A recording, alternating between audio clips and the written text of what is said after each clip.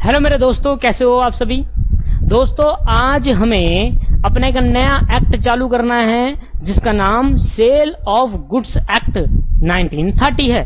लो भाई लो, हेडिंग डालेंगे आज की क्लास की, sale of goods act, sale of goods act 1930, sale of goods act 1930 दोस्तों, सेल ऑफ गुड्स एक्ट 1930। लो भाई लो, तो इस पूरे चैप्टर एक्ट के अंदर, जी बड़ा आएगा दोस्तों, इस पूरे एक्ट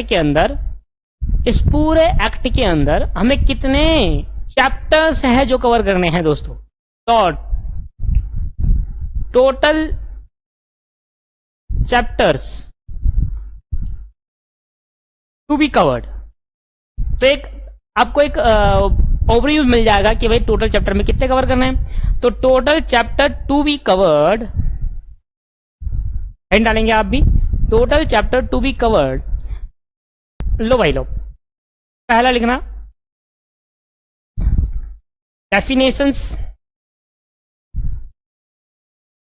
डेफिनेशन, दूसरा transfer of ownership, transfer of ownership, तीसरा conditions and warranty, condition and warranties, fourth performance of contract of sale, performance of contract of sale, 5 right of unpaid seller, right of unpaid seller, 6th auction sale, auction sale। तो दोस्तों total 6 chapter हमें discuss करना है cell of goods act के अंदर, और 6 chapter बाद हमारा ये पूरा टॉपिक खत्म हो जाएगा। First, second, third, fourth, fifth, sixth, definition, transfer of ownership, condition and warranty, performance of contract of sale, right of unpaid seller और ऑक्शन सेल। तो भैया आज की स्टार्ट करते हैं डेफिनेशन से, और आज पहला चैप्टर हमें लेते हैं, एक एक करके लाइन से चैप्टर को खत्म करेंगे, लाइन से। ठीक है दोस्तों, लो भाई लिख लिया आपने जरा, चलो भाई लिख लिया तो हम आगे बढ़ते हैं। अब दोस्तों डेफिनेशन स्टार्ट करने से पहले हमें सेल ऑफ गुड्स एक्ट का इंट्रोडक्शन पढ़ना पड़ेगा कि भाई सेल ऑफ गुड्स एक्ट का इंट्रोडक्शन क्या है। तो चैप्टर 1 स्टार्ट करने से पहले मुझे आपको पढ़ाना पड़ेगा इंट्रोडक्शन खत्म होते ही फिर स्टार्ट होंगे चैप्टर्स। ठीक है, तो हेडिंग डालेंगे इंट्रोडक्शन की, चैप्टर अभी स्टार्ट नहीं करेंगे, पहले इंट्रोडक्शन स्टार्ट करेंगे, फिर नया चैप्टर स्टार्ट करेंगे। इंट्रोडक्शन, लो भाई लो, इंट्रोडक्शन क्या कहता है। इंट्रोडक्शन ध्यान देना, इंट्रोडक्शन में पढ़ना है हमें कुछ बेसिक बातें कि भाई कैसे सेल ऑफ गुड्स कब लाया गया। फिर सेक्शन 1 पढ़ना है एप्लीकेबिलिटी, मतलब पर्टिकुलर सेक्शन पूरी होल ऑफ इंडिया एप्लीकेबल है या नहीं। तो होल ऑफ इंडिया ही एप्लीकेबल है दोस्तों अब, क्योंकि जब से आर्टिकल 370 और 35A हटा है तब से हर एक act whole of India including Jammu and Kashmir हो गया है। ठीक, तो इंट्रोडक्शन पढ़ रहे हैं, और इंट्रोडक्शन के अंदर हमें पढ़ना है आपके पास इंट्रोडक्शन आज की क्लास के अंदर। फिर आज हम पढ़ेंगे सेक्शन 1, किसी भी एक्ट का सेक्शन 1 क्या कहता है, एप्लीकेबिलिटी ऑफ द एक्ट। किसी भी एक्ट का सेक्शन 1 हमें बताता है ये पर्टिकुलर एक्ट कहां पर अप्लाई किया जाएगा। किसी भी एक्ट का सेक्शन 2 हमें बताता है डेफिनेशंस, इंपॉर्टेंट डेफिनेशन, कि इस पर्टिकुलर एक्ट के अंदर जो वर्ड का यूज हो रहा है उस वर्ड की डेफिनेशन क्या है, क्या मतलब है उन वर्ड्स का। और फिर जाके स्टार्ट होगा definition of the contract of sale. ये डेफिनेशन वो डेफिनेशन नहीं है जो वर्ड है, डेफिनेशन अलग डेफिनेशन है। ये जो ऊपर चैप्टर हमने लिया है, ये चैप्टर की डेफिनेशन ये है definition of contract of sale, ऐसे लिख दो, डेफिनेशन ऑफ सेल लिख लो, डेफिनेशन ऑफ सेल लिख लो। ठीक है, सेल की डेफिनेशन। अब सेल किसे कहते हैं वो आपको बताएगा, पर इंट्रोडक्शन तो पढ़े।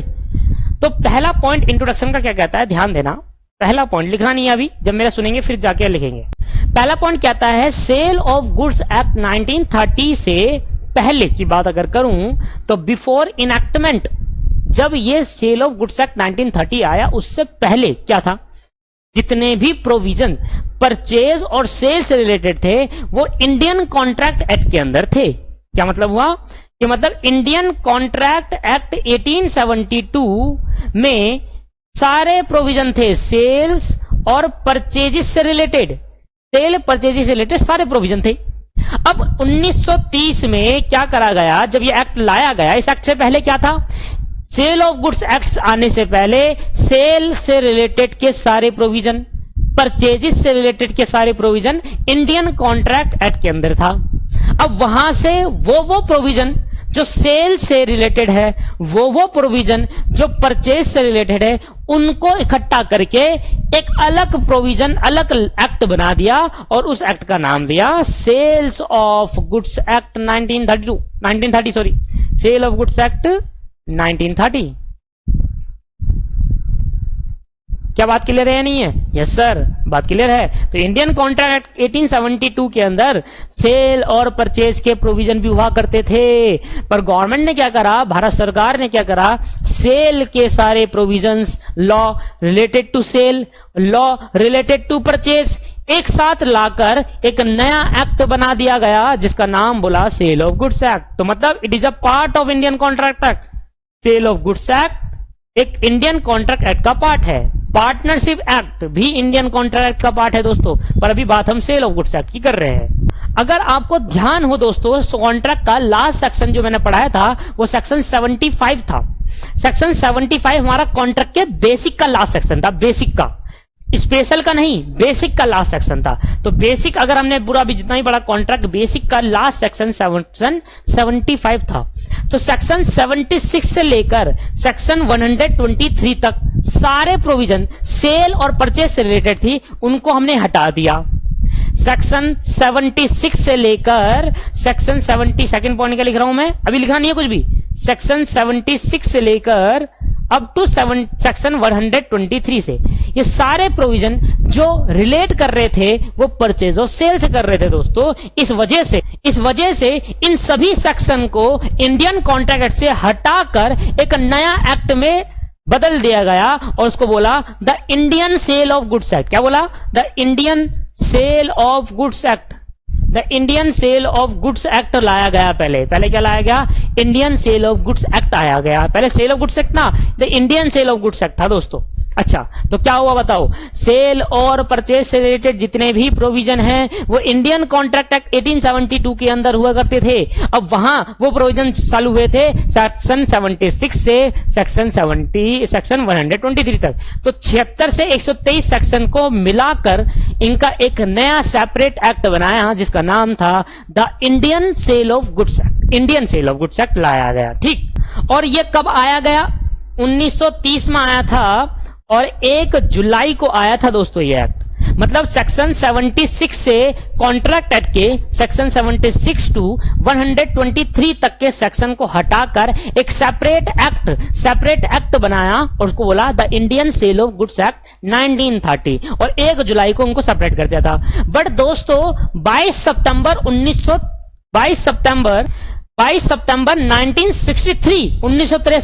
22 सितंबर 1963 में क्या हुआ बताए? 22 सितंबर 1963 के अंदर जब Indian word has been removed, Indian word को रिमूव्ड कर दिया गया दोस्तों। इंडियन वर्ड को रिमूव्ड कर दिया गया और अब प्रेजेंटली जो चल रहा है सेल ऑफ गुड्स एक्ट चल रहा है। क्या बात समझ में आ गई? Sale of goods act 1930। देखो लाया तो एक्ट 1930 में था, पर आपके पास 1963 में इंडियन वर्ड को रिमूव करा, पर एक्ट तो 1930 में आ गया था। तो अगर आपसे बोलोगे तो act sale of goods act कब बना, तो आप कहोगे 1932 1 जुलाई 1930 में। आप कहोगे इंडियन वर्ड कब रिमूव हुआ, आप कहना 22 सितंबर 1963 को इंडियन वर्ड रिमूव हो गया था। अब करंटली इसको बोला जाता है सेल्स ऑफ गुड्स एक्ट 1932। क्या क्लियर है या नहीं है? क्लियर है सर। ये नहीं उतारना, मैं उतारने के लिए आपको कुछ पॉइंट दे रहा हूं, ध्यान देना। सामने ये लो भाई। तो इंट्रोडक्शन अगर आप मैंने बोलूं तो जो मैंने अभी आपको बताया ओरली बेसिस पर, वो अब मैंने लिख कर दिया सामने। देखो, before the enactment, before the enactment, ये आएगा यहां पर, बिफोर द इनैक्टमेंट, इनैक्टमेंट मतलब एक्ट लाने से पहले, बनाने से पहले, of the sale of goods act 1930, the relating sale and purchase of the goods were regulated by the Indian Contract 1872। मतलब सेल और परचेज से रिलेटेड जितने भी प्रोविजन थे वो इंडियन कॉन्ट्रैक्ट में रेगुलेटेड था। इंडियन कॉन्ट्रैक्ट दिखता था उन सारे प्रोविजंस को, सेल और परचेज से रिलेटेड। 1930 में क्या करा गया, सेक्शन 76 से 123 of the Indian contract act has been repealed and where a separate act called the Indian sale of goods act was passed. 1930 के अंदर सेक्शन 76 से लेकर 130 ऑफ द इंडियन कॉन्ट्रैक्ट को हटाकर एक नया एक्ट जनरेट कर दिया, बनाया गया, इसका नाम दिया Indian sales of goods act, Indian sales of goods act. और ये लाया गया 1 जुलाई 1930 को, बट विद इफेक्ट फ्रॉम 22 सितंबर 1963, 22 सितंबर 1963 the word Indian was also removed, और 22 सितंबर 1963 को इंडियन वर्ड भी रिमूव्ड कर दिया गया। Now the present act is called, अब ओरिजिनली क्या बोलते हैं इस एक्ट को, the sales of goods act 1930। That is the introduction. तो दैट इज इंट्रोडक्शन। तो ये हमारा इंट्रोडक्शन है दोस्तों। अब हम बढ़ते हैं एप्लीकेबिलिटी पे, इसका मतलब सेक्शन 1 पर। इंट्रोडक्शन लिख लेना पूरा, लिख लोगे, वीडियो पॉज करके आराम से लिखिएगा। सेक्शन 1 दोस्तों, मैक्सिमम एक्ट के, सारे तो नहीं कहूंगा, सारे नहीं कहूंगा, मैक्सिमम 99% एक्ट के सेक्शन 1 हमें बताता है एप्लीकेबिलिटी ऑफ द एक्ट। मतलब ये particular sale of goods act कहां कहां एप्लीकेबल होगा और कहां कहां एप्लीकेबल नहीं होगा। फिर सेक्शन 2 बताता है सभी एक्ट का, मतलब जो भी लॉ है हर एक्ट का सेक्शन 2 हमें डेफिनेशन बताता है, पर मैक्सिमम हर 100% नहीं, कुछ सेक्शन 2 में कुछ और बातें भी लिखी गई होती है। पर सेक्शन 1 क्या बताता है, एप्लीकेबिलिटी ऑफ द एक्ट। पहले इंट्रोडक्शन लिखना 3-4 पॉइंट, फिर एप्लीकेबिलिटी लिखना। एप्लीकेबिलिटी ऑफ द एक्ट, ठीक है sir. Applicability of the act हम लिख रहे हैं, और इसके बाद हमें क्या करना है भाई, आओ दोस्तों, एप्लीकेबिलिटी ऑफ एक्ट के बाद हमें क्या करना है। एप्लीकेबिलिटी कहता है ये पर्टिकुलर एक्ट कहां पर एप्लीकेबल होगा, the act extend to whole of India including Jammu and Kashmir. देखो सेक्शन 370 और आर्टिकल 35 से हट चुका है, इसलिए अब ये particular act whole of India applicable है, ठीक है। द एक्ट एक्सटेंड टू,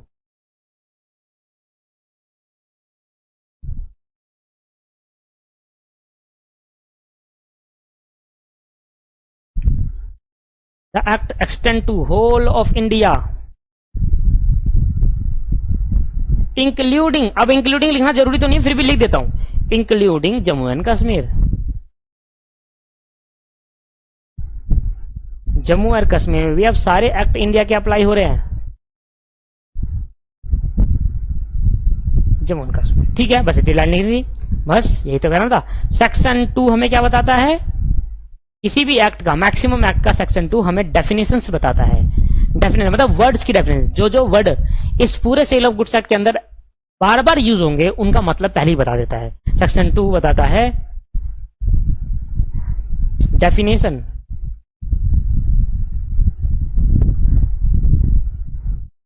या हम इसको कह सकते हैं basic concept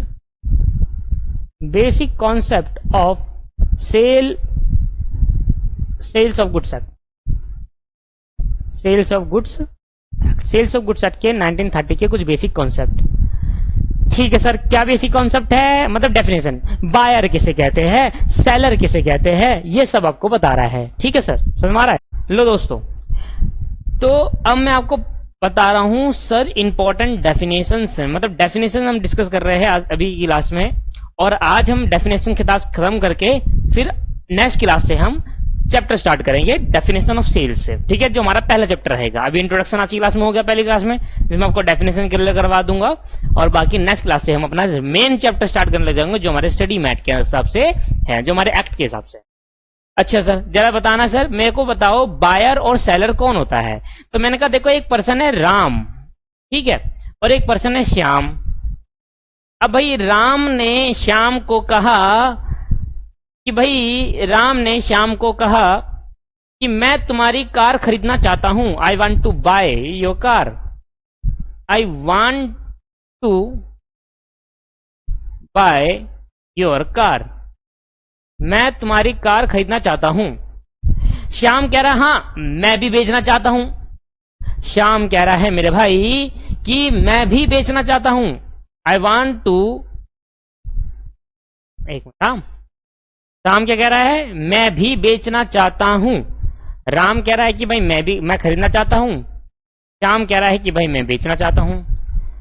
I want to sell my car. इसका मतलब कि राम श्याम की कार खरीदना चाहता है, खरीदी नहीं है अभी, खरीदना चाहता है। एग्री टू बाय, क्या बोल सकता हूं मैं, agree to buy. Agree to buy है मतलब एग्री है खरीदने के लिए या फिर खरीद ली गई हो। ठीक, श्याम अपनी कार बेचना चाहता है, बेची नहीं है, बेचना चाहता है। Agree to sell, agree to sell. इसका मतलब है कि भैया बायर कौन हुआ और सेलर कौन हुआ। भैया बायर वो पर्सन है जो गुड्स को खरीदना चाहता है या खरीद लिया गया हो। Buyer is a person who buy the goods और agree to buy the goods. या तो उसने गुड्स खरीद लिया हो वो बायर है, या खरीदने के लिए एग्री हो। Same as it is, seller is a person who sell the goods और agree to sell the goods. अगर एक पर्सन ने गुड्स बेच दिया वो तो है सेलर, अगर बेचने के लिए भी एग्री हो गया ना तब भी वो सेलर है। अब मुझे बताओ, क्या राम ने श्याम की कार, गुड्स मान लेते कार है, कार बेचने का बिजनेस है श्याम का, तो राम ने श्याम की कार खरीदना चाहता है। अगर खरीद ली होती तो तब भी बायर होता और श्याम सेलर होता। मान लो आप श्याम हो, आप सेलर हो, मैं राम हूं, मैं बायर हूं। मैं आपकी कार खरीद ली तो मैं बायर, आप सेलर। आपने बेची, मैंने खरीद ली। मैं आपकी कार खरीदना चाहता हूं, अब मैं कौन और आप कौन, अभी भी मैं बायर और आप सेलर। अगर कोई पर्सन कोई गुड्स खरीद ले या खरीदने के लिए एग्री हो जाए तो उसको बोलेंगे बायर।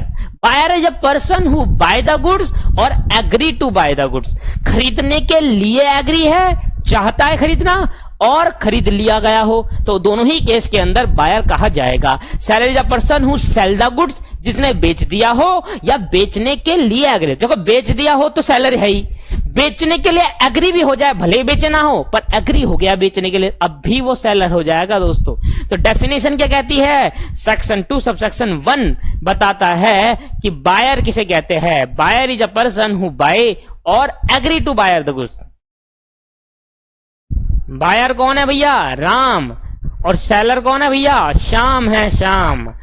बायर की डेफिनेशन और सेलर की डेफिनेशन कौन से सेक्शन के अंदर लिखी है, सेक्शन 2 सबसेक्शन 1 और यहां पर सेक्शन 2 सबसेक्शन 13। ठीक है दोस्तों, तो बताओ बायर कौन है और सेलर कौन है। तो आप कहना सर बायर वो पर्सन है जिसने गुड्स या तो बाय कर लिए या करने के लिए एग्री है। सेलर वो पर्सन है जिसने गुड्स सेल कर दिए या सेल करने के लिए एग्री है। तो दोनों ही केस के अंदर बायर और सेलर कहा जाएगा।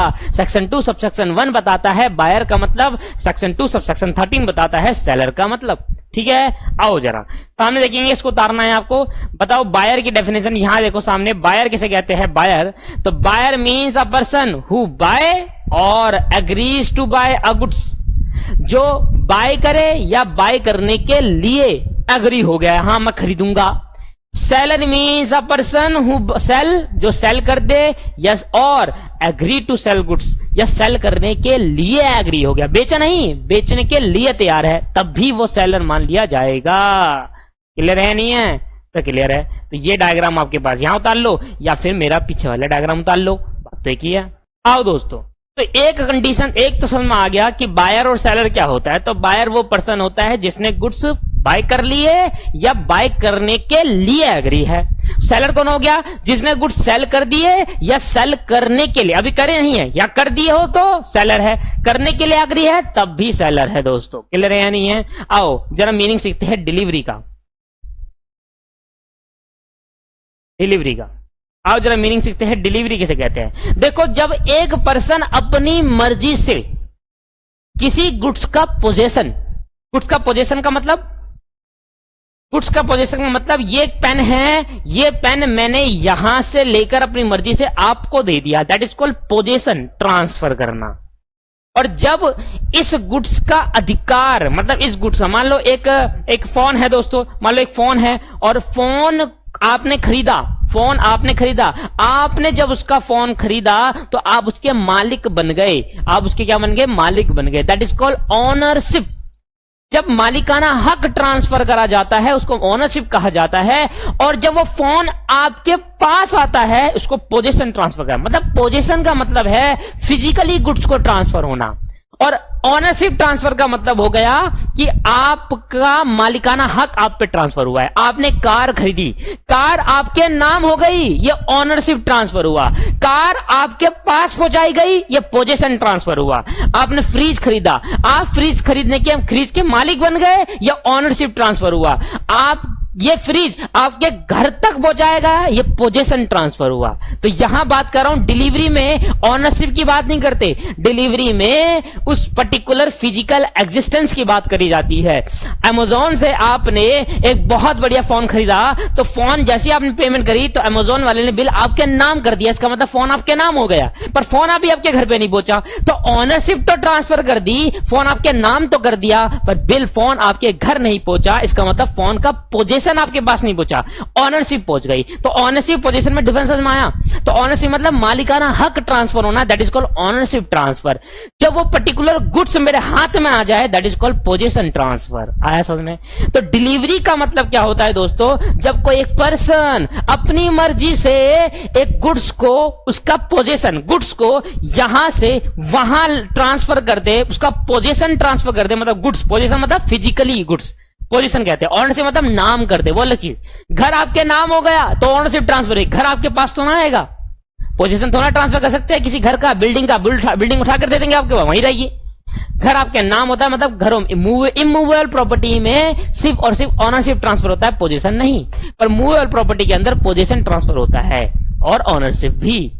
आप शर्ट खरीद के लाए तो आप शर्ट ने आपको, शर्ट आपको मिल गई, that is called position transfer. Shirt नहीं मिली, शर्ट की ऑनरशिप मिली, आप शर्ट के मालिक बन गए, दैट इज ऑनरशिप ट्रांसफर। तो अगर कोई पर्सन वॉलंटरी पोजीशन ट्रांसफर कर दे एक पर्सन से दूसरे पर्सन में, पोजीशन मतलब फिजिकली गुड ट्रांसफर कर दे, दैट इज कॉल्ड डिलीवरी। उसको हम क्या कहेंगे, डिलीवरी कहेंगे। जरा ध्यान देना, डिलीवरी मीन्स वॉलंटरी ट्रांसफर, अपनी इच्छा से ट्रांसफर करा जा रहा है क्या, पोजीशन मतलब physically existence, physically goods transfer करा जा रहा है फ्रॉम एक पर्सन टू अनदर पर्सन। जैसे कि क्या, मिस्टर ए एक बायर है और मिस्टर बी एक सेलर है। मिस्टर ए ने कहा कि भाई मैं कुछ बाई करना चाहता हूं, मिस्टर सेलर ने कहा ठीक है भाई मैं बेचना चाहता हूं। अब इसने गुड्स बाई करे, मान लो एक ने गुड्स बाई करे, अब सेलर ने इस गुड्स को डिलीवर कर दिया, गुड्स को ले गया। गुड्स मान लो उसने 10 फोन बाई करे, 10 के 10 फोन उठाकर मिस्टर ए को दे दिए, तो that is called position transfer. अपनी मर्जी से दिया है भाई, उसने पैसे दिए तो मेरी मर्जी थी मैंने दे दिए। मर्जी, वॉलंटरी ट्रांसफर का मतलब ये नहीं है कि मन मर्जी है तो दे रहे हो, पैसे नहीं मिले, पैसे मिलने के बाद देना भी मर्जी होता है। मन मर्जी मतलब वॉलंटरी, अच्छा से होता है, दबाव में आके नहीं दिया। मैं बेचना चाहता था दोस्तों गुड्स, और मैंने बेच दिया, उसने खरीदा, मैंने उसके पास ट्रांसफर कर दिया, गुड्स पहुंचा दिया उसके बाद, that is called voluntary transfer. मेरे को दबाव में नहीं गया। तो वॉलंटरी ट्रांसफर ऑफ पोजीशन, जब हम कोई गुड्स को अपनी इच्छा से, दबाव में आके नहीं, अपनी इच्छा से, उसने खरीदा, हमने बेचा उसके पास पहुंचाया, तो that is called voluntary transfer. इसको कहते हैं डिलीवरी। तो अगर आपसे बोलेगा डिलीवरी वर्ड का मतलब, तो आप कहना कि जब कोई पर्सन किसी गुड्स का पोजीशन एक जगह से दूसरी जगह ट्रांसफर करता है वॉलंटरी, अपनी इच्छा से, तो ऐसे कहते हैं डिलीवरी। इसको क्या कहते हैं दोस्तों, डिलीवरी कहा जाता है। तो डिलीवरी क्लियर हो गया, ये उतार लेना आप, डिलीवरी क्लियर। एग्जाम्पल उतारना कोई प्रॉब्लम नहीं, एग्जाम्पल नहीं भी उतारो तो चलेगा, नॉर्मल एग्जाम्पल है, ठीक। आओ दोस्तों, तो हमने डिलीवरी का मतलब समझ लिया, अब हम मतलब समझ रहे हैं। पहले हमने किसका मतलब समझा, बताओ। हमने बायर का मतलब समझ लिया, ठीक है। पहले हमने बायर का मतलब समझा, गिनते रहना क्या क्या समझ रहे हैं, भूलना मत। दूसरा हमने सुना सेलर का मतलब, तीसरा हमने मतलब सुना डिलीवरी का। अब हम मतलब समझ रहे हैं दोस्तों, बताओ किसका मतलब समझ रहे हैं दोस्तों, फ्यूचर गुड्स का। फ्यूचर गुड्स, अरे फ्यूचर गुड्स क्या होते हैं, मैंने कहा आओ एग्जांपल के साथ समझाने की कोशिश करता हूं फ्यूचर गुड्स क्या होते हैं। देखो मैं एक दुकान पे गया, ठीक, चलो भाई ये लो भाई, ये मैं हूं, ठीक है, बाल बना दूं क्या, ये लो भाई, और ये आप क्या खुश हो रहे हो, ये आप हो, अगर लड़की है तो ये लो चुटिया भी बना देते हैं, ठीक है सर। तो आपकी दुकान थी, आपकी एक शॉप थी दोस्तों, और मैं आपके पास पहुंचा, और ये शॉप कौन सी थी, मैंने कहा ये शॉप थी भैया इलेक्ट्रॉनिक शॉप, आपकी TV fridge furniture TV fridge आप एसी वगैरह बेचने की दुकान थी, इलेक्ट्रॉनिक शॉप थी। मैं आपके पास पूछा, मैंने कहा भैया, मैंने कहा भाई मान लेते हैं ये राम है, मान लेते हैं ये श्याम है, ये राम श्याम मेरे फेवरेट है दोस्तों, ठीक है। अब भाई राम ने श्याम से कहा कि भैया मेरे को टीवी चाहिए, कह रहा है कि भैया कितने टीवी लोगे आप, कह रहा है भाई मुझे 100 टीवी चाहिए, कह रहा 100 टीवी, कह रहा है कहां आ गए, यहां तो 10 से ज्यादा टीवी रखते नहीं है, कहता 100 टीवी चाहिए, आप रख पाओगे तो बताओ, आप कर पाओगे तो बताओ, कह रहा हमारे पास तो सर 10 ही टीवी है, कह रहा फिर मैं जा रहा हूं, कह रहा जाओ मत, हम कर देंगे, हमारा काम प्रोडक्शन करने का भी है। तो श्याम ने राम से कहा कि देखो सर आपने 100 टीवी का ऑर्डर दिया है, आप 10 दिन बाद आओ, आपको 100 टीवी मिल जाएंगे, बता दो आपकी विशेषता फीचर्स क्या क्या डालने हैं टीवी के अंदर। मैंने कहा ठीक है बता देते हैं। राम ने शाम को सब विशेषता बता, ऑल फीचर्स बता दिए, ऑल फीचर्स बता दिए दोस्तों। अब जिस टाइम राम ने शाम को ऑर्डर दिया 100 टीवी का, कितने का ऑर्डर दिया 100 टीवी का, तब ये गुड्स उसके पास नहीं थे, 100 टीवी उसके पास नहीं थे। अब राम श्याम जो है, जो दुकान वाला है, अब वो ये 100 टीवी बनाएगा, और कब बनाएगा, जब 100 टीवी का कॉन्ट्रैक्ट हो चुका है। बताओ राम ने श्याम से कॉन्ट्रैक्ट करा कि भाई मुझे 100 टीवी चाहिए, बताओ कितने दिन में दे दोगे, उन्होंने कहा 10 दिन में दे देंगे। तो राम ने श्याम के साथ क्या कर लिया, कॉन्ट्रैक्ट ऑफ सेल कर लिया दोस्तों, क्या कर लिया, कॉन्ट्रैक्ट ऑफ सेल, मतलब सेल करने का कॉन्ट्रैक्ट कर लिया 100 टीवी का, कि भाई अब शाम को राम को 100 टीवी देने हैं 10 दिन बाद। अब बताओ जिस टाइम कॉन्ट्रैक्ट हुआ राम और श्याम के बीच में, अब यार राम कौन है, राम बायर है, श्याम सेलर है। राम ने श्याम के साथ कॉन्ट्रैक्ट क्या किया कि 10 दिन बाद आप मुझे 100 टीवी बनाकर दोगे। अब दोस्तों ये 100 टीवी जो थे नहीं उसके पास, अब इसने 100 टीवी बनाना, मैन्युफैक्चरिंग करना चालू करा, 100 TV manufacturing of 100 TV, manufacturing of 100 TV, मतलब 100 टीवी का मैन्युफैक्चरिंग करना चालू करा, 100 टीवी का मैन्युफैक्चरिंग करना दोस्तों क्या हुआ, चालू करा, 100 टीवी का मैन्युफैक्चरिंग करना चालू करा। अब मैं आपसे पूछ रहा हूं एक क्वेश्चन, सिर्फ एक क्वेश्चन पूछ रहा हूं, जिस टाइम राम ने श्याम को ऑर्डर दिया उस टाइम क्या श्याम की दुकान पे 100 टीवी थे या नहीं थे, सर नहीं थे।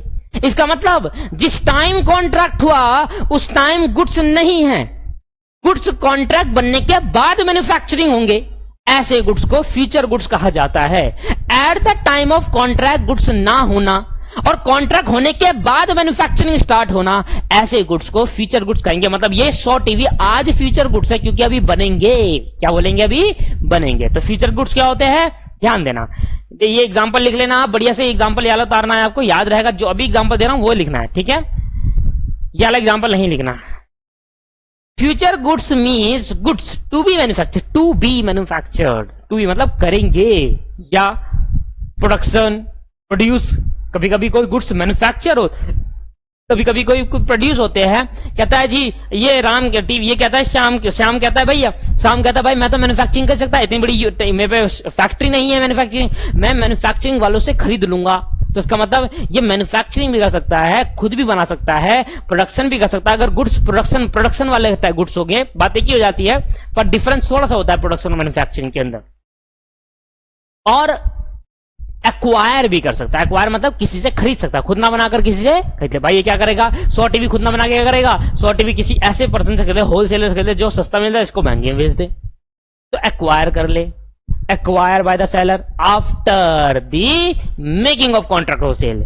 जिस टाइम कॉन्ट्रैक्ट बन गया उस टाइम नहीं थे, कॉन्ट्रैक्ट बनने के बाद मैन्युफैक्चरिंग, प्रोडक्शन या एक्वायर चालू हुआ करना, तो that's goods is called future goods. तो फ्यूचर गुड्स वो गुड्स होते हैं दोस्तों जो eight the time of contract exist नहीं करते, वो कॉन्ट्रैक्ट बनने के बाद बनना चालू होते हैं या खरीदना चालू होते हैं बाय द सेलर। तो that's goods are known as future goods. Clear है या नहीं है सर, फ्यूचर गुड्स क्लियर है? तो यहां पर आप फ्यूचर गुड्स के बारे में लिखना, ठीक है? यहां फ्यूचर गुड लिख दिया, ये इतना उतारना है आपको, उसके बाद दिया एग्जाम्पल आपको उतारना है मेरे दोस्तों, ठीक है? आओ छोटी छोटी बातें सीख लेते हैं। कहता है प्राइस किसे कहते हैं? तो प्राइस का मतलब होता है the money consideration for sale of goods.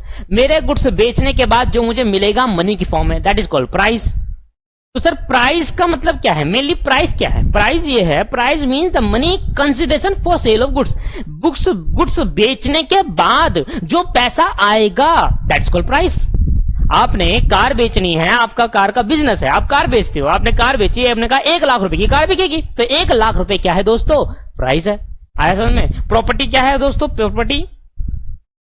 Property means the journal property in a goods and not merely a special property. इधर सेल ऑफ गुड्स के अंदर प्रॉपर्टी का मतलब है जर्नल प्रॉपर्टी, स्पेशल प्रॉपर्टी नहीं है। सर ये स्पेशल प्रॉपर्टी कौन सी हुई, जर्नल प्रॉपर्टी कौन सी हुई, आगे जाकर डिस्कस करेंगे। पर अभी प्रॉपर्टी का मतलब क्या बता रहा हूं, सेल ऑफ गुड्स के अंदर अगर वर्ड प्रॉपर्टी लिखा है इसका मतलब है journal property, not special property. तो प्राइस का मतलब समझ में आया, प्रॉपर्टी का मतलब समझ में आया। प्रॉपर्टी का मतलब क्या है? इधर सेल ऑफ गुड्स के अंदर प्रॉपर्टी का मतलब जनरल प्रॉपर्टी रहेगा, स्पेशल प्रॉपर्टी नहीं रहेगा। सर जनरल प्रॉपर्टी कौन सी हुई, स्पेशल प्रॉपर्टी कौन सी हुई, ये आगे जाकर मैं डिस्कस करूंगा आपके साथ। पर अभी के लिए समझो कि general property sale of goods के अंदर, अगर वर्ड कभी आगे सेल ऑफ गुड्स के अंदर के प्रोविजन के आगे अगर वर्ड लिखा होता है प्रॉपर्टी, तो समझ लेना वो प्रॉपर्टी जनरल प्रॉपर्टी की बात कर रहा है, स्पेशल प्रॉपर्टी कवर होती नहीं सेल ऑफ गुड्स सेट के अंदर। क्लियर है या नहीं है सर? क्लियर है, ठीक है? तो लिखते हुए चलना। प्राइस का मतलब क्या है, प्रॉपर्टी का मतलब क्या है, सिंपल है। अभी इतना नहीं, जैसे जैसे चैप्टर चालू होंगे वैसे वैसे पीछे की बातों भी आती जाएगी, फिर दोबारा वहां पर डिस्कशन करा जाएगा। वैसे मैं यहां पर भी बता रहा हूं, आगे भी आगे आएगा तो वहां पर भी डिस्कस करेंगे, ठीक है? चलो तो आगे बढ़ते हैं। अब मैं सिखाने जा रहा हूं आपको स्पेसिफिक गुड्स। स्पेसिफिक गुड्स क्या सिखाएंगे दोस्तों? Specific goods.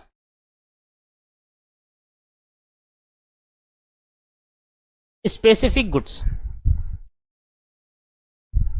तो सर ये स्पेसिफिक गुड्स क्या होते हैं? देखो फ्यूचर गुड्स बताना क्या होता है, जिस टाइम हमने कॉन्ट्रैक्ट किया उस टाइम गुड्स का कोई भी एग्जिस्टेंस नहीं था, उस टाइम गुड्स थे ही नहीं। फ्यूचर में गुड्स बनेंगे तब ऑर्डर कंप्लीट होगा, यही मतलब बताया था फ्यूचर गुड्स का।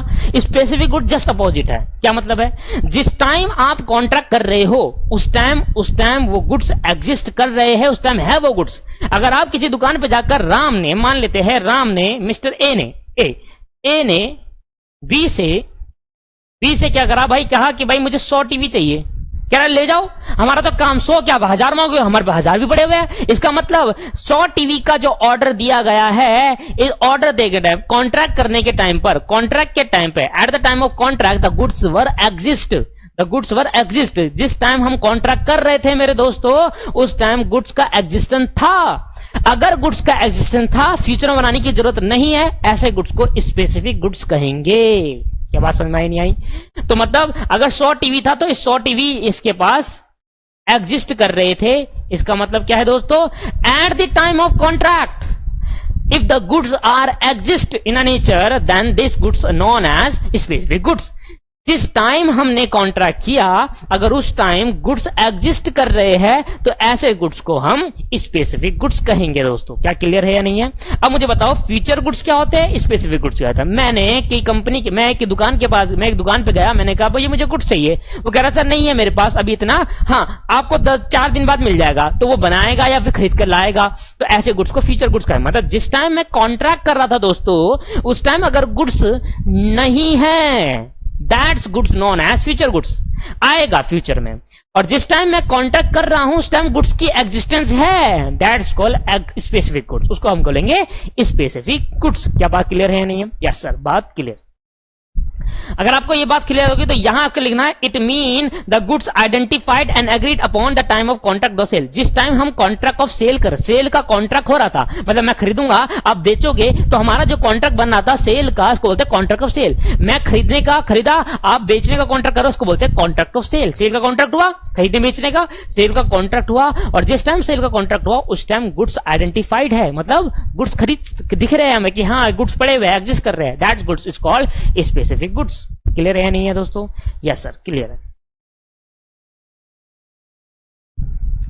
अब दोस्तों इसके अंदर आपके पास स्पेसिफिक गुड्स के अंदर फर्दर 2 कैटेगरी आ जाती है। स्पेसिफिक गुड्स के अंदर फर्दर दो कैटेगरी आ जाती है। आओ सर, कौन कौन सी कैटेगरी है? दो कैटेगरी है, एक होती है असर्टेन गुड्स, एक होता है अनअसर्टेन गुड्स। अब ये क्या होता है दोस्तों, इनको अभी डिस्कस नहीं कर रहा, अभी मैं सिर्फ बेसिक बातें पढ़ा रहा हूं, डायरेक्ट एडवांस में नहीं पहुंचाना जा रहा, मैं आपको बेसिक बातें से डिस्कस कर रहा हूं। अभी के लिए बस समझो, स्पेसिफिक गुड्स मींस वो गुड्स होता है, अब इसको लिखने की जरूरत नहीं बिल्कुल भी, ठीक है। स्पेसिफिक गुड्स का मतलब क्या हुआ, वो गुड्स जो कॉन्ट्रैक्ट के टाइम पर एग्जिस्ट कर रहे हैं दोस्तों, उसको हम स्पेसिफिक गुड्स कहेंगे। क्या क्लियर है या नहीं है? यस सर, यहां तक तो मेरा क्लियर हो गया। हाँ, आगे जाकर मैं आपको जरूर पढ़ाऊंगा टाइप्स ऑफ गुड्स, वहां जो अभी आपने नहीं पढ़ा वहां पर वो भी पढ़ोगे दोस्तों। जो यहां पढ़ा वो तो पढ़ोगे, फीचर भी पढ़ोगे, स्पेसिफिक पढ़ोगे, आगे वहां पर दूसरे एग्जिस्टिंग पढ़ोगे, कंटीजेंट गुड्स भी पढ़ोगे, तो वो सब गुड्स भी पढ़ोगे, आपको आगे जाके टाइप्स ऑफ गुड्स के अंदर डिटेल में सीखेंगे, ठीक है। अभी बस स्पेसिफिक गुड्स समझो। जो eight the time of contract exist कर रहा है, स्पेसिफिक गुड्स। कॉन्ट्रैक्ट के टाइम करते टाइम एग्जिस्ट नहीं कर रहा तो फ्यूचर गुड्स, फ्यूचर में बनेंगे वो फ्यूचर गुड्स। क्लियर है या नहीं है? और एक महत्वपूर्ण बात जो मुझे आपसे डिस्कस करनी है, और हमारा जो मेन, इसके बाद हमारे पास ये मीनिंग खत्म हो जाएंगे, जो हमारे स्टडी मैट के अंदर जो मीनिंग दे रखे हैं शुरुआत में, वो मीनिंग यहां पर खत्म हो जाएंगे, डिस्कस हो जाएंगे। एक होता है document of title to goods. देखो ये वर्ड जो है ना, ये बहुत वर्ड जो है हर बार आएगा, document of title, title word जो है बहुत बार आएगा। देखो डॉक्यूमेंट ऑफ टाइटल क्या होता है, एनी डॉक्यूमेंट, टाइटल मतलब होता है ऑनरशिप, हमेशा ध्यान रखना, टाइटल मतलब क्या होता है, ऑनरशिप। टाइटल का मतलब क्या होगा दोस्तों, पोजीशन नहीं, ऑनरशिप मतलब मालिकाना हक। टाइटल का मतलब यही वर्ड लिखा है टाइटल, उसका मतलब है ऑनरशिप। अगर मैं गुड्स, देखो सेल ऑफ गुड्स एक्ट के अंदर ऑनरशिप को, ऑनरशिप वर्ड है इंग्लिश वर्ड, इसको हम लॉ की लैंग्वेज में बोलते हैं टाइटल। तो टाइटल का मतलब होता है ऑनरशिप, मतलब अगर मैं ये पेन खरीदा तो मैं इसका मालिक हूं, तो इसका ऑनरशिप मेरे पे ट्रांसफर होगी, दैट इज कॉल्ड टाइटल। तो आज के बाद अगर टाइटल वर्ड का कहीं यूज हो रहा है तो समझ लेना ऑनरशिप की बात हो रही है। Any document use in ordinary course of business, ऐसा कोई डॉक्यूमेंट जो बिजनेस के ऑर्डिनरी कोर्स ऑफ बिजनेस का मतलब क्या हुआ, नॉर्मल जैसे बिजनेस चलता हुआ है उस टाइम पर हम उसका यूज करते हैं। Ordinary course of business, normal business जो चलता है, जैसे नॉर्मली बिजनेस चलता है, जैसे नॉर्मल चल रहा है भाई, रोज माल आ रहा है, जा रहा है, आ रहा है, बना रहे हैं, बेच रहे हैं, बना रहे हैं, बेच रहे हैं। तो नॉर्मल बिजनेस के अंदर कोई भी डॉक्यूमेंट यूज करा जाता है ordinary course of business as proof of the position और control of the goods. Some example है, वो एग्जांपल अलग चीज है, कहता है कोई भी डॉक्यूमेंट जो हम ऑर्डिनरी कोर्स ऑफ बिजनेस के अंदर यूज करते हैं as a proof of position और कंट्रोल ऑफ गुड्स। मतलब कि भैया मैंने कोई कार बनाई, कार बनाकर मैंने बेची, तो अब वो कार का मालिक मैं बन गया, मेरे को मिल गई वो कार, मैंने खरीद ली, अब वो कार का मालिक मैं बन गया, तो मुझे क्या बनेगा, टाइटल मेरे नाम ट्रांसफर होगा। तो ऑनरशिप में क्या होता है दोस्तों, मान लो कार का शोरूम है, तो कार के शोरूम में क्या होता है, मेनली कार बेची जाएगी। तो नॉर्मल बिजनेस एक्टिविटी क्या है, कार का बेचना, that is called ordinary course of business. अब एक बंदा आप आए मेरी दुकान पर, मेरी शोरूम है, आप मेरे शोरूम के अंदर आए, कहा कि भाई मुझे कार खरीदनी है हुंडई, मैंने कहा ठीक है सर हुंडई खरीदनी है, इसको भाई को होंडा की खरीदनी है, कुछ भी। तो आपने मेरे से कार ली, तो मैंने आपका एक डॉक्यूमेंट यूज करा। क्या डॉक्यूमेंट यूज करा, मैंने डॉक्यूमेंट यूज करा कि मैंने आपको एक कार का डॉक्यूमेंट दे दिया बनाकर, टाइटल। तो दैट ऑनरशिप जो हम यूज करें उसको बोलते हैं document of title of goods. जो गुड्स हम बेच रहे हो उसकी क्या डॉक्यूमेंट है, क्या टाइटल है, मतलब ऑनरशिप कौन कौन सी है। तो अलग अलग लेवल पर अलग अलग गुड्स के टाइटल हो सकते हैं, जैसे कि रेलवे रिसिप्ट, एक एग्जांपल जो है मैं बता रहा हूं, रेलवे रिसिप्ट। अब देखो, जैसे कि मैंने, आप मेरे शोरूम में आए और आपने मेरे से कार खरीदी, मैंने आपको क्या दिया दोस्तों, ऑनरशिप ट्रांसफर कर दी। अब आपका पास ये अधिकार आ गया है कि कार आपकी और कार के ऊपर भी कंट्रोल आपका, तो वो डॉक्यूमेंट क्या माना जाएगा, document of title of goods. क्या क्लियर है या नहीं है? यस सर, यहां तक क्लियर हो गया। अब मैं जैसे कि कुछ एग्जांपल्स है, ये एग्जांपल्स मैं आपसे डिस्कस करता हूं। जैसे कि एग्जांपल्स है, काफी जगह ना ये वर्ड का यूज करा जाता है। तो जैसे रेलवे रिसिप्ट क्या हो गया, रेलवे रिसिप्ट जरा ध्यान देना, देखो एग्जांपल बहुत इंपॉर्टेंट है नॉलेज के लिए। जिंदगी में आगे जब भी आगे जाकर पढ़ोगे ना, आगे आप, जैसे आपने कस्टम एक्ट पढ़ा आगे जाकर, तो कस्टम एक्ट के अंदर इन चीजों का बहुत यूज करा जाता है, कस्टम जीएसटी के अंदर। जैसे रेलवे रिसिप्ट एक तरीके का डॉक्यूमेंट ऑफ टाइटल है, डॉक्यूमेंट ऑफ टाइटल प्रूफ के लिए काम आता है, नॉर्मल बिजनेस में देते हैं। क्या होता है, जैसे कि मान लो मिस्टर ए ने मालगाड़ी देखी है आपने, मालगाड़ी देखी है, नहीं देखी, अरे ट्रेन, वो ट्रेन जो गुड्स को लाने ले जाने का काम करती है उसको कहते हैं मालगाड़ी। मालगाड़ी किसे कहते हैं, वो ट्रेन जो गुड्स को लाने ले जाने का काम करते हैं। आओ जरा गूगल पे देखते हैं, एक्चुअली को हिंदी में मालगाड़ी, तो दोस्तों आ भी गया मालगाड़ी, देखो मालगाड़ी लिखने पे भी आ गया। अब क्या चाहिए और जिंदगी में, अच्छा ये कुछ और ही आ गया भाई, ये स्टोर का नाम आ गया शायद। लो भाई लो, मैं लिखता हूं गुड्स ट्रांसपोर्टेशन ट्रेन। ये देखो सर, ये होती है मालगाड़ियां। इसके अंदर जैसे कि आपने ट्रेन देखी होगी, देखो ये ऐसी ट्रेन होती है, और ये जो गुड्स को ले जाने का इसको कहते हैं मालगाड़ी। देख रहे हो, ट्रक ले आ रहे हैं। ट्रक क्या इनके लिए गुड्स है, ट्रक ले आ रहे हैं। ये देखो, ये है कंटेनर भरे हुए हैं। देखते जाओ, मजा आ रहा है, देखते जाओ। ठीक है, तो ऐसे कह के मालगाड़ी होती है। तो हमने कहा देखो, जब हम कोई भी, जैसे मैं रेल में गया और मैंने कहा सर मैं अब वहां रेलवे ट्रैक तक मैं अपने जो गुड्स है वो ट्रक में लेकर आया। ठीक, रेलवे ट्रैक तक मैं गुड्स क्या लेकर आया, ट्रक में लेकर आया। तो मान लेते हैं ये रेलवे ट्रैक है, ये एक रेलवे ट्रैक है, यहां पर रेल की पटरी है, मैं यहां पर ट्रक लेकर आया, यहां से मैंने इसके अंदर गुड्स पड़े हैं, इसके अंदर गुड्स, यहां से मैंने गुड्स अनलोड कराए गुड्स। ठीक है, और गुड्स ट्रेन, यहां पर ट्रेन है मान लेते हैं, या ट्रेन है, और ये ट्रेन पे मैंने लोड कराए गुड्स। क्योंकि डायरेक्ट तो ठीक है ट्रेन में डाल दोगे ना, पहले ट्रक में लेकर आओगे, रेलवे स्टेशन में जाओगे। मान लो ये रेलवे स्टेशन है, गुड्स यहां पर अनलोड कराए, यहां पर फिर लोड कराए। अब जब मैं गुड्स लोड कराऊंगा तो यहां पर एक ऑफिसर होता है जो इन गुड्स को एक जगह से दूसरी जगह पहुंचाता है, मतलब जो देखभाल करता है, उस टाइम उसकी ड्यूटी ये होती है। तो वो ऑफिसर मुझे इसके बदले के देता है रिसिप्ट, उसको बोलता है रिसिप्ट, और इसको बोलते हैं रेलवे रिसिप्ट। उसको क्या बोला जाता है, रेलवे रिसिप्ट। तो दोस्तों, जब मैं गुड्स ट्रेन के थ्रू मैं एक जगह से दूसरी जगह भेजता हूं, और ये भेजे सबसे ज्यादा सही तरीका है ट्रेन के थ्रू। कितने तरीके से, शिप के थ्रू भेज सकते हैं, एरोप्लेन के थ्रू, ट्रेन के थ्रू भेज सकता है, और ट्रक के थ्रू, बाय रोड भेज सकता है, बाय ट्रेन भेज सकता है, बाय एयर भेज सकता है, बाय वाटर भेज, चारों तरह से भेज सकते हैं। तो ट्रेन के थ्रू या किसी और के थ्रू भेज रहा हूं, तो अगर जब ट्रेन के थ्रू भेजते हैं ना, ट्रेन के थ्रू, सिर्फ ट्रेन के थ्रू, तब उसके अंदर गुड्स लोड कराते हैं। तो कितना टन गुड्स लोड हुआ है, टन मींस कितना टन गुड्स लोड हुआ है, मतलब कितने आपके पास हैवी वेट का गुड्स लोड हुआ है, वो उसके एक रिसिप्ट देगा, भाई इतना टन माल लोड हो गया, और ये लो उसकी रिसिप्ट। और वो रिसिप्ट जो होगी, जो रेलवे ऑफिसर हमें देगा, उस ट्रेन का जो ऑफिसर होगा वो देगा, वो रिसिप्ट को रेलवे रिसिप्ट कहा जाता है। ये एक नॉर्मल कोर्स ऑफ एक्टिविटी है। जब जब आप गुड्स ट्रेन में लोड कराओगे तब तक आपको रिसिप्ट मिलेगी, that is called document of title. कि अब वो मेरे को उस जो भी रिसिप्ट मुझे रेलवे रिसिप्ट देगा, तब ये मेरे को अश्योरेंस है कि भाई वो इतने गुड्स में पहुंचा दिया है, इतना का मुझे डाटा मेरे पे पड़ा हुआ है। अब वो कोई निकाल नहीं सकता वहां से। ठीक है, मिस्टर ए ने लोड कराए गुड्स मालगाड़ी में, रेलवे ऑफिसर ने उसको एक रिसिप्ट दी, भाई इतना गुड्स लोड हो गए, इतना हम पहुंचाने के हमारे वो है। तो अगर मान लेते उसने 100 टन उसने माल चढ़ाया है, और 100 टन माल यहां से भेज रहा है, तो वहां पहुंचकर भी 100 टन ही पहुंचना चाहिए, कम नहीं होना चाहिए। तो इसलिए रिसिप्ट दी जाती है एश्योरेंस के लिए कि भाई इतना टन माल चढ़ा दिया, इतना पहुंचना चाहिए वहां पर, रेलवे रिसिप्ट इसको कहते हैं। That is called document of title. जैसे कि कॉन्सेप्ट है बिल ऑफ लेडिंग का, जैसे रेलवे होती है, ट्रेन के थ्रू जब माल भेजते हैं तो ये होता है रेलवे रिसिप्ट होती है। अब बिल ऑफ, गुजरात में मान लेते हैं कोई मिस्टर ए रहता है, और गोवा में मिस्टर बी रहता है। ठीक है, गुजरात में मिस्टर ए रहते हैं, गोवा मिस्टर, अब गुजरात से मिस्टर ए ने गोवा से मिस्टर बी से कुछ सामान खरीदा, परचेज करे गुड्स। क्या बोला दोस्तों मैंने, ए ने, मैं इसको अलग से बना दूं, नहीं देखो यहां से बना देते हैं, ऐसे समझा है। ए ने बी से गुड्स परचेज करे, परचेज गुड्स, परचेज, ए ने बी से गुड्स परचेज करे, और अब ये इन्होंने गुड्स जो ट्रांसफर करे, मान लो 100 टन गुड्स परचेज करे, 100 टन। अब रोड के थ्रू नहीं बेच रहे, कह रहे हम शिप के थ्रू बेचेंगे। तो ये शिप पे पहुंचे, शिप कैसे बनाते हैं, आती है भाई, आती है, मेरे को बनाती है।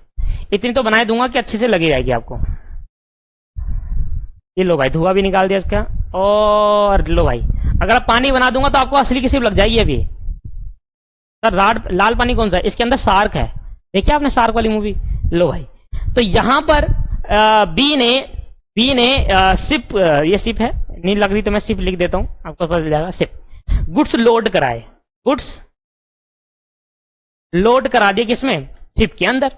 अब ये शिप कहां पहुंचानी है, मान लो ये गोवा में रहता है और ये गुजरात में रहता है, तो दोनों आपस में, तो इन्होंने क्या करा, रोड के ना थ्रू करके, कहां से, शिप के थ्रू उन्होंने माल पहुंचाने का सोचा। जब गुड्स लोड कराए दोस्तों, गुड्स लोड कराए, अब जो शिप का ऑफिसर है, सुप ऑफिसर, ठीक है, वो क्या करेगा, इस बंदे को देगा एक रिसिप्ट, क्या देगा उसको, एक रिसिप्ट देगा कि हाँ भाई आपके इतने गुड्स लोड हो गए हैं। जैसे रेलवे रिसिप्ट होती है ना, कि रेलवे रिसिप्ट किस लिए होती है, पता चल जाए कि हमने कितने गुड्स लोड करा दिए, वहीं उतना ही पहुंचनी चाहिए, उसके लिए रिसिप्ट देता है रेलवे ऑफिसर। ऐसे शिप ऑफिसर भी क्या देता है दोस्तों, एक रिसिप्ट देता है इसको, इस रिसिप्ट को बोलते हैं बिल ऑफ लैडिंग। क्या बोलते हैं, बिल ऑफ लैडिंग। जब भी हम कोई शिप के अंदर गुड्स लोड कराते हैं तो शिप का ऑफिसर कहता है हाँ भाई इतने गुड्स लोड हो गए तुम्हारे, ये लो बिल ऑफ लैडिंग, मतलब वो डॉक्यूमेंट देता है, इसको बोलते हैं डॉक्यूमेंट ऑफ टाइटल। और ये शिप कहां ट्रांसफर होगा, यहां चले जाएगा और अपने गुड्स पहुंच जाएंगे। क्लियर है नहीं है, तो बिल ऑफ लैडिंग समझ में आया। जैसे रेल गुड्स लोड कराने में रेलवे पे रेलवे रिसिप्ट मिलती है, ऐसे शिप के अंदर लोड कराने में बिल ऑफ लैडिंग मिलता है। नाम अलग अलग है वो डॉक्यूमेंट, रिसिप्ट ही है, करिएगा। क्लियर है, आओ जरा ध्यान देना। चलो भाई, तो मेरे को अभी कराना है डॉक वारंट, ठीक है, एक ये पॉइंट कराना है डॉक वारंट। और सर अगला मुझे एक पॉइंट कराना है आपके पास वेयर हाउस कीपिंग सर्टिफिकेट। ये सारे डॉक्यूमेंट ऑफ टाइटल ही है दोस्तों, इनका अलग अलग यूज है, इनका हमारे उसमें कोई भी यूज नहीं है। हम बस इसको पढ़ के एक बार समझेंगे कि ये डॉक्यूमेंट ऑफ टाइटल है कैसे कैसे, कहां कहां इनका यूज होता है। वार फिंगर सर्टिफिकेट, ठीक है, और आपके पास फिर एंड में गुड्स की अब कुछ डेफिनेशन बताऊंगा, गुड्स कहते कैसे, what is the meaning of goods, कहते कैसे, और कौन से goods in sale of goods act में कवर होते हैं। तो ये हम बातें करेंगे। अगली क्लास भी काफी इंपॉर्टेंट है, उसमें हम डॉक्यूमेंट ऑफ टाइटल सीखेंगे। और सबसे इंपॉर्टेंट जो चीज है ना वो ये सीखना है कि सबसे इंपॉर्टेंट है कि what is the meaning of goods, कौन सी चीज सेल ऑफ गुड्स के अंदर गुड्स मानी जाएगी, कौन सी चीज सेल ऑफ गुड्स के अंदर गुड्स नहीं मानी जाएगी, ठीक है। तो कौन से प्रोविजन सेल किस गुड्स पे लगेंगे, तो ये डिफाइन करा हुआ है। उसके बाद जाकर चालू होगा chapter number 1, that is called definition of contract of sale. Clear है नहीं है, ये तो कोई ऐसे गुड्स की डेफिनेशन होगी यानी, ठीक है, चर्चा करेंगे इसमें गुड्स की डेफिनेशन में। और जैसे कि definition of contract of sale जो चालू हो जाएगा चैप्टर नंबर 1 हमारा। क्लियर है नहीं है, फिर जाकर असली स्टार्टिंग होगी कौन सेल हो। तो अगली क्लास में मिलते हैं, और अगली क्लास में पहले बेसिक बातें सीखते हैं तो रह गई है, उसके बाद चैप्टर स्टार्ट करने की सोचेंगे अगर होता है तो, ठीक है, नहीं तो उससे अगली क्लास में स्टार्ट कर देंगे। आज की क्लास को यहीं समाप्त करते हैं, नेक्स्ट क्लास में मिलते हैं। Thank you very much, bye bye.